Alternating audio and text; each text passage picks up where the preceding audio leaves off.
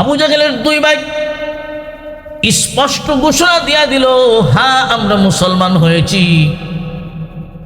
আবু জাহেল তখন তাদেরকে বুঝায় এবং শাসাইয়া দেয়, তোমরা যদি ঈমান ছাড়তে না পারো তোমাদেরকে নির্যাতন করা হবে, শাস্তি দেওয়া হবে। বিভিন্নভাবে আবু জাহেল তাদেরকে শাস্তি দিবে। মক্কার মানুষরা তাদেরকে পিটাবে, নির্যাতন করবে। এই ভয় যখন দেখালো, তখন আবু জাহেলের দুনু ভাই ঘোষণা দিল, আপনি যেমন হিশামের পুত্র, আপনি যেমন হিশামের ছেলে, আমরাও তো হিশামের ছেলে। আপনার বাবা যেমন হিশাম, হিশামের পুত্র আপনি, আমরাও কম না, আমরাও তো হিশামের পুত্র। মারেন আর যাই করেন, খোদার কসম করে বলি, যেই ঈমান গ্রহণ করেছি হাজারবার মরতে পারি, একটা মুহূর্তের জন্যও ঈমান ছাড়তে পারি না। সুবহানাল্লাহ। ঈমান এটার নামই, যার ভিতরে ঈমান ঢুকে গেছে তাদের সাহস আল্লাহ তাআলা এমনভাবে বানায়া দেন যে ঈমানের স্পিরিট তখন বাড়তে থাকে, ঈমানের গুহন রাখে না। ওইদিকে আবু জাহেল তার দুই ভাইকে যখন পারল না, এই অবস্থায় সাহাবায়ে কেরাম রিদওয়ানুল্লাহি তাআলা আলাইহিম আজমাইন, এরাও ইসলাম যারা গ্রহণ করেছেন এরা অনেকই গুহন, কেউ জানে না। যেই দিন ওমর ইবনুল খাত্তাব রাদিয়াল্লাহু তাআলা আনহু ইসলাম গ্রহণ করলেন, নবীজি সাল্লাল্লাহু আলাইহি ওয়াসাল্লাম আবু জাহেল এবং ওমরের জন্য দোয়া করেছিলেন যে এই দুজন মানুষ বড় প্রভাবশালী, এরা প্রভাব, যুবক মানুষ আবু জাহেল এবং ওমর, এই দুজন ইসলামের বিপক্ষে, এরারে ইসলামের বিপক্ষে রাইকা ইসলামের কাজ করা নবীর জন্য একটু কঠিন হয়ে দাঁড়ায়।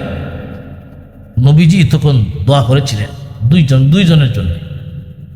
একজন হলেন ওমর ইবনুল খাত্তাব, আরেকজন হলেন ওমর ইবনে হিশাম। ওমর ইবনে হিশাম হলো আবু জাহেল, আবু জাহেলের নাম ওমর ইবনে হিশাম, আর বুদ্ধি বেশি হওয়ার কারণে তার উপাধি হলো আবুল হেকম, বুদ্ধিবাপ। নাম কিন্তু ওমর। নবীজি দোয়া করছিলেন, আল্লাহুম্মা আইজিল ইসলাম বিআহাদিল উমরাইন, আল্লাহ দুইটা উমর থেকে একটা উমরকে ইসলাম গ্রহণ করাইয়া দাও। দুইটা উমর থেকে একটা উমর যদি ইসলাম গ্রহণ করে গো, আমার পক্ষে দাওয়াতি কাজ করাটা সহজ হয়ে যাবে।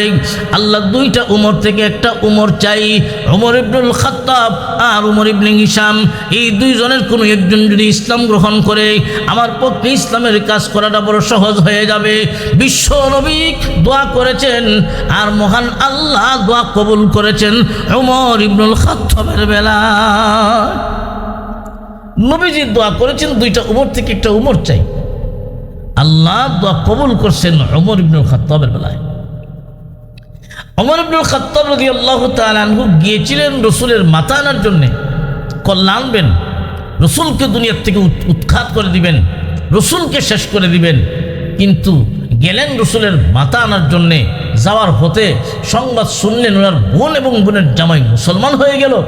এই সংবাদ শুনে গেলেন বাড়িতে, বোনকে পিটাতে লাগলেন, ওনার স্বামীকে পিটাতে লাগলেন। শেষ পর্যন্ত ওনার বোন যখন দায়িত্বহীন ভাষায় ঘোষণা দিল, আপনি যেমন খাত্তাবের ছেলে উমর, আমিও খাত্তাবের মেয়ে ফাতেমা। সুবহানাল্লাহ। মারতে পারেন, যে ঈমান গ্রহণ করেছি একটা মুহূর্তের জন্য ঈমান ছাড়তে পারি না।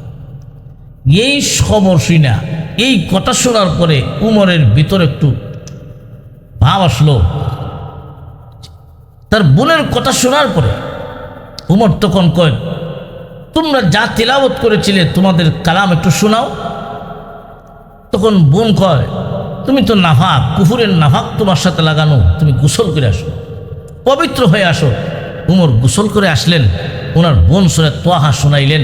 ওমর ইবনুল খাত্তাব উনি মাথা নিচের দিকে দিয়া শুনতে লাগলেন আর চোখ চোখ থেকে টপ টপ করে পানি ছাড়তে লাগলেন। তেলাওয়াত শেষ হলো, ওমর ডাক দিয়া বলেন, বোন আমিও যাব মুহাম্মদের দরবারে ইসলাম গ্রহণ করার জন্যে। সুবহানাল্লাহ। গিয়েছিলেন রসুলের মাথা আনবেন, আর রসুলের কাছে মাথা দিয়ে আইছেন। উমর রাদিয়াল্লাহু তাআলা আনহু ইসলাম গ্রহণ করবেন, রসুলের কাছে যাইতেছেন তলোয়ার হাতে নিয়া। রসুলের চাচা হযরত হামজা রাদিয়াল্লাহু তাআলা আনহু তখন সংবাদ দিলেন, ইয়া রাসূলুল্লাহ, উমর আসতেছে তলোয়ার হাতে নিয়া। আল্লাহ রসুল বলেন, ও সাহাবীরা আসতে দাও, উমর যদি ভালোর জন্য আইসা থাকে তার জন্যই কল্যাণ, তার জন্যই ভালো। আর উদ্দেশ্য যদি খারাপ হয় তার তলোয়ার দ্বারা তার দেহ থেকে মাথা বিচ্ছিন্ন করা হবে। সাহাবায়ে কেরাম অপেক্ষা করতেছেন, উমর আসতেছেন। রসুলের কাছে গেলেন, রাসূল সাল্লাল্লাহু আলাইহি ওয়াসাল্লামের কাছে গিয়া উমর রাদিয়াল্লাহু তাআলা আনহু বসলেন আর ঘোষণা দিলেন, ইয়া রাসূলুল্লাহ, আমাকে পড়ায় দিন লা ইলাহা ইল্লাল্লাহু মুহাম্মাদুর রাসূলুল্লাহ সাল্লাল্লাহু আলাইহি ওয়াসাল্লাম। উমর যখন মুসলমান হইলেন তখন ওই ঘরে যেখানে রসুল এবং সাহাবীরা ছিলেন এমন এক নারায়ে তাকবীর আল্লাহু আকবারের আওয়াজ দেওয়া হলো, আওয়াজ উঠলো, এই আওয়াজ কাবাগর পর্যন্ত পৌঁছেছে। ইসলাম গ্রহণ করার পরে ওমর রাদিয়াল্লাহু তাআলা আনহু তখন রসুলকে জিজ্ঞাসা করেন, ইয়া রাসূলুল্লাহ, আপনি নবী কি সত্য নন? ইসলাম কি সত্য নয়? কোরআন কি সত্য নয়? নবীজি এক একটা জবাব দিলেন, হ্যাঁ সত্য। উমর তখন জবাব দেয়, ইসলাম যদি সত্য হয়, কোরআন যদি সত্য হয়, আপনি নবী যদি সত্য হন, তাহলে গোপনে গোপনে কেন নামাজ পড়ব? গোপনে গোপনে কেন ইসলামের তালিম দিব? গোপনে গোপনে কেন ইসলাম ভিতরে রাখবো? আজ থেকে আর গোপনে নয়, চলুন প্রকাশ্যে কাবাগরের সামনে দাঁড়াইয়া নামাজ আদায় করব। মুসলমানগণ দুইটা কাতার বন্দী হলেন, এক লাইনের সামনে কাতারের সামনে হযরত উমর, আরেক কাতারের সামনে হযরত হামজা রাদিয়াল্লাহু তাআলা আনহু। তলোয়ারটা হাতে নিয়া উমর যাইতেছেন আর ঘোষণা দিতেছেন, হ্যাঁ মক্কার কাফিররা, হ্যাঁ মক্কার মুশরিকেরা, আজ থেকে ঘোষণা দিলাম আমি খাত্তাবের ছেলে উমর কালেমা পড়ে মুসলমান হয়ে গেছি, আমি ঈমান গ্রহণ করেছি। তোমরা যদি কেউ চাও আমার মোকাবেলা করতে, কেউ যদি চাও তার স্ত্রীকে বিধবা বানাইতে, তোমাদের সন্তানদেরকে যদি ইয়াতিম বানাতে চাও, আসো আমি উমরের মোকাবেলায় আসো, আমি তোমাদের সাথে মোকাবেলা করব। উমর রাদিয়াল্লাহু তাআলা আনহু এইভাবে ঘোষণা দিতেছেন আর যাইতেছেন। মুসলমানদেরকে নিয়ে খানায় কাবার সামনে দাঁড়াইয়া নামাজ পড়তেছিলেন। ওই দিনেই হলো মুসলমানগণ প্রকাশ্যে আল্লাহর ঘর খানায় কাবার সামনে দাঁড়ায় নামাজ পড়ে। কে মুসলমান আর কে কাফের ওই দিনই চেনা যায়, পার্থক্য হয়ে গেল। তাই নবীজি ওমরকে একটা উপাধি দিয়েছিলেন ওই দিন, ফারুক। ফারুক অর্থ হলো পার্থক্যকারী, পৃথককারী। ইসলাম আর কুফুরের মাঝে কিনি যে কে মুসলমান আর কে কাফের এটা চেনা যায়, পার্থক্য হয়ে গেল ওই দিন উমরের মাধ্যমে। তাই নবীজি উমরকে উপাধি দিয়েছিলেন ফারুক। তো ভাইয়েরা আমার, যেই কথাটা বলতেছিলাম, নবীজি আবু জাহেলের জন্য দোয়া করেছিলেন, উমরের জন্য দোয়া করেছিলেন, যে দুইজন থেকে কোনো একজন যদি ইসলাম গ্রহণ করে ফেলে তাহলে আমার পক্ষে ইসলামের কাজ করাটা সহজ হয়ে যাবে। আল্লাহ পাক রব্বুল আলামিন এই হেদায়ত নবীজির দোয়া আবু জাহেলের পক্ষে রাখে নাই, নবীজির এই দোয়াটা উমর ইবনুল খাত্তাবের বেলায় আল্লাহ কবুল করছে। সুবহানাল্লাহ। তো ভাই আমার, আবু জাহেল ইসলামের চিরন্তন দুশ্মন, চিরন্তন দুশ্মন। যে আবু জাহেল জানতো ইসলাম সত্য, কোরআন সত্য, মুহাম্মদ সত্য। কেন? আবু জাহেল জানতো যে নবীজি যখন কোরআন তেলাওয়াত করতেন ইসলামের প্রাথমিক যুগে, আবু জাহেল নিজেও কোরআন তেলাওয়াত শোনার জন্য যাইত। সুবহানাল্লাহ। নিজেও কোরআন তেলাওয়াত শোনার জন্য যাইত। আবু জাহেল এত বড় দুশ্মন ছিল, নবীর চাচা হওয়ার পরেও নবীজির সাথে দুশ্মনী করলো একটা মাত্র কারণ। ওই কারণটাই হলো আবু জাহেলের নেতৃত্ব চলে যাবে, সর্দারি চলে যাবে যদি মুহাম্মদকে মানে। মুহাম্মদের হাতে যদি কালেমা পাঠ করি, মুহাম্মদের ধর্ম যদি গ্রহণ করে আবু জাহেলের নেতৃত্ব থাকবে না। শুধু নেতৃত্ব আর সর্দারি টিকানোর জন্যই মুহাম্মদকে মানা হয় নাই। এই আবু জাহেল মুসলমানদেরকে এমনভাবে নির্যাতন করল, নবীর সাহাবী হযরত আব্দুল্লাহ ইবনে মাসউদ রাদিয়াল্লাহু তাআলা আনহু, যিনি ছিলেন সবচেয়ে বড় হাদিস বিশারদ, যাকে মুহাদ্দিস বলা হয়, মুফাক্কিহ বলা হয়, আব্দুল্লাহ ইবনে মাসউদ রাদিয়াল্লাহু তাআলা আনহু। আব্দুল্লাহ ইবনে মাসউদ রাদিয়াল্লাহু তাআলা আনহু, যার কণ্ঠ বড় সুন্দর, তেলাওয়াত করতেন আল্লাহর কোরআন। নবীজি আব্দুল্লাহ ইবনে মাসউদের কণ্ঠে তেলাওয়াত শুনতেন। আব্দুল্লাহ ইবনে মাসউদ রাদিয়াল্লাহু তাআলা আনহুর তেলাওয়াত শুনে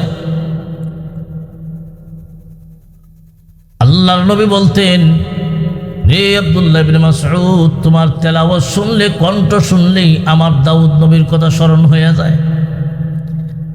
কারণ দাউদ আলাইহিস সালাতু ওয়াস সালামকে আল্লাহ পাক বড় কণ্ঠস্বর দিয়েছিলেন। দাউদ আলাইহিস সালাতু ওয়াস সালাম যখন জবুর কিতাব তিলাওয়াত করতেন, সমুদ্রের কিনারায় যখন জাবুর কিতাব তিলাওয়াত করতেন, সমুদ্রের মাছ পর্যন্ত দাউদ নবীর তিলাওয়াত শোনার জন্য হাজির হয়ে যেত। সুবহানাল্লাহ। দাউদ আলাইহিস সালাতু ওয়াস সালামের কণ্ঠ বড় সুন্দর। আল্লাহর নবী বলেন, রে আব্দুল্লাহ ইবনে মাসউদ, তোমার তিলাওয়াত শোনার পরে আমার দাউদ নবীর কথা স্মরণ হয়ে যায়। আব্দুল্লাহ ইবনে মাসউদ রাদিয়াল্লাহু তাআলা আনহু একদিন নবীজির কাছে অনুমতি চাইলেন, আল্লাহর নবী গো, আমাকে অনুমতি দিন, আমি খানায় কাবার সামনে দাঁড়ায়া সূরাতুর রহমান তিলাওয়াত করব। সূরাতুর রহমান কেমন সুন্দর সূরা! যে সূরাতুর রহমান, আল্লাহ পাক তার নিজের পরিচয় দিয়েছেন। রহমান কে, তার পরিচয়টা আল্লাহ সূরাতুর রহমানে দিয়েছেন। যে সূরাটা আল্লাহ পাক রব্বুল আলামিন জান্নাতে মাহফিলে আল্লাহ নিজে তিলাওয়াত করবেন সূরাতুর রহমান। কোন সুবহানাল্লাহ! এই যে দুনিয়ায় মাহফিল হয়, এই যে একটা সমাবেশ, এইভাবে জান্নাতেও একটা মাহফিল হবে। এই মাহফিলের সভাপতি হবেন স্বয়ং আল্লাহ নিজে, আর প্রধান অতিথি মুহাম্মদুর রাসূলুল্লাহ, আর বিশেষ অতিথি পয়গম্বর দাউদ আলাইহিস সালাতু ওয়াস সালাম। তিলাওয়াত করা হবে কোরআনের তিলাওয়াত। আল্লাহ পাক রব্বুল আলামিন হাসরের মাঠে নিজে তিলাওয়াত করবেন সূরাতুর রহমান। ওই দিন আল্লাহ তিলাওয়াত করবেন আর রহমান আল্লামাল কোরআন। দাউদ আলাইহিস সালাতু ওয়াস সালাম সূরাতুর রহমান তিলাওয়াত করবেন খানায় কাবার সামনে। কেমন সুন্দর সূরা! আর রহমানু আল্লামাল কোরআন খালাকাল ইনসান আল্লামাহুল বায়ান আশ-শামসু ওয়াল কমারু বিহুসবান। আব্দুল্লাহ ইবনে মাসউদ রাদিয়াল্লাহু তাআলা আনহু অনুমতি চাইলেন, নবী গো, আমাকে অনুমতি দিন, আমি খানায় কাবার সামনে দাঁড়াইয়া এই সূরা তিলাওয়াত করব।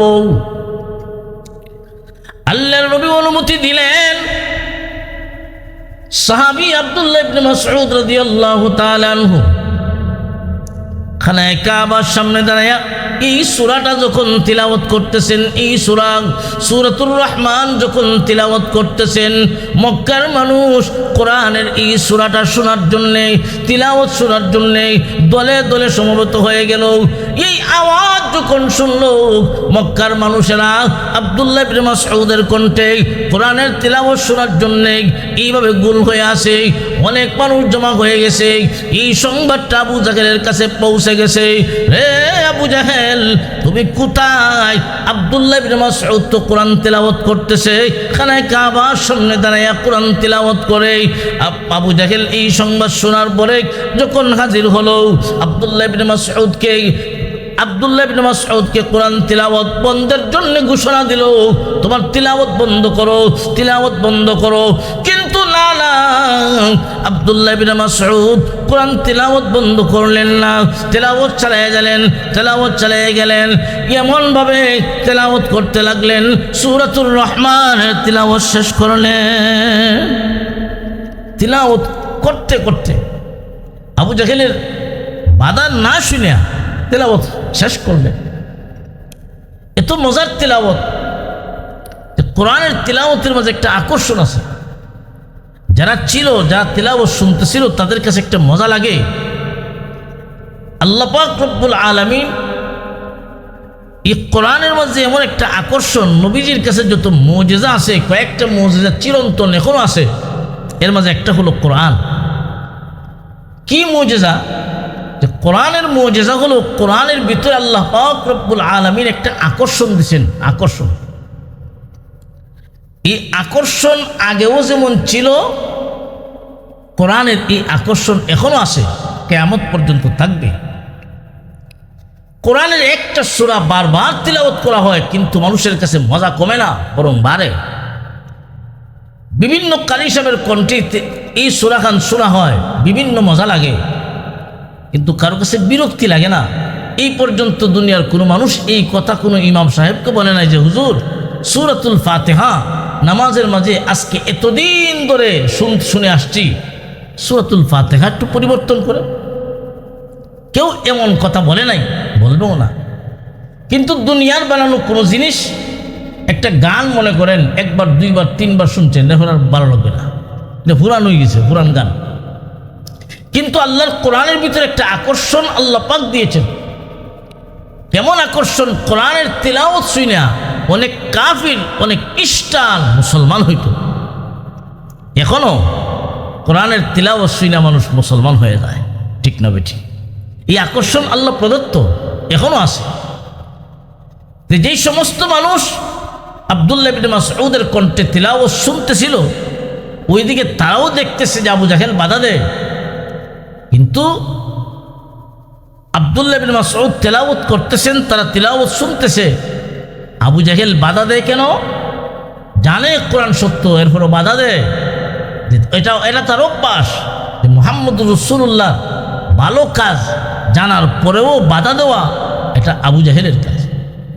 আপনি আমার সমাজেও দেখবেন কিছু মানুষ এমন আছে, জানে এটা সত্য, যে কোনো মানুষ একটা মসজিদ বানানোর জন্যে অথবা কোনো ঈদগাহ নির্মাণের জন্যে, কোনো জায়গায় মনে করেন একটা ঈদগার প্রয়োজন, কোনো মানুষ এমন ভালো একটা কাজের উদ্যোগ নেবে, সমাজের একদল মানুষ দেখবেন তার বিরোধিতায় লিপ্ত হয়ে যাবে। ওই মানুষটা জানে যে এখানে ঈদগাহ প্রয়োজন, ওই মানুষটা জানে এখানে মসজিদ প্রয়োজন, ওই মানুষটা জানে এখানে মাদ্রাসা প্রয়োজন, জানার পরেও বিরোধিতা করবে, জানার পরেও আপনার বিরোধিতায় লেগে যাবে, মানুষকে ফুসায় তুলবে। এমন আছে না নাই? এমন মানুষ যারা, ওই আবু জাহেলের এমন চরিত্র, আর তাদের চরিত্রের মাঝে কোনো বেশ কম নাই, ঠিক না বেটি? ভাইরা আমার লক্ষ্য করে দেখুন, আব্দুল্লাহ ইবনে মাসউদ রাদিয়াল্লাহু তাআলা আনহু যখন তেলাওয়াত শেষ করলেন, তখন আবু জাহেল আব্দুল্লাহ ইবনে মাসউদের কাছে গিয়া, যেহেতু মক্কার লিডার, কাফিরদের লিডার আবু জাহেল, তার কথা শুনে নাই। আবু জাহেল এই জন্যেই এমনভাবে সজোরে একটা চপের আঘাত করলো আব্দুল্লাহ ইবনে মাসউদের কানে, এমনভাবে চর দিল, তাপ্পর দিল। আবু জাহেলের তাপ্পরে আব্দুল্লাহ ইবনে মাসউদের কানের পর্দা ফেটে যায়, রক্ত বের হয়ে গেছে। আব্দুল্লাহ ইবনে মাসউদ রাদিয়াল্লাহু